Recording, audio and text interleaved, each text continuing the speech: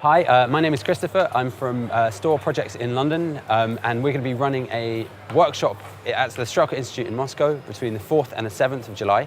And the aim of the workshop is to introduce young designers, artists, architects to working at an ambitious urban scale, building a very significant structure and working through the design steps from design exercises all the way through to construction.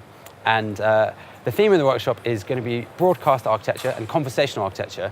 And we're really asking the students to consider the question of what happens when a structure starts to be part of the digital and digital messaging fabric of our everyday life. So the theme of the workshop is group chat, and we'll be designing a structure which participates in the conversations of our digital platforms. And we've got an amazing site here at Strelka out on the river.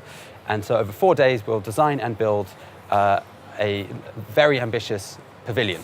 And we'd love you to take part in that process.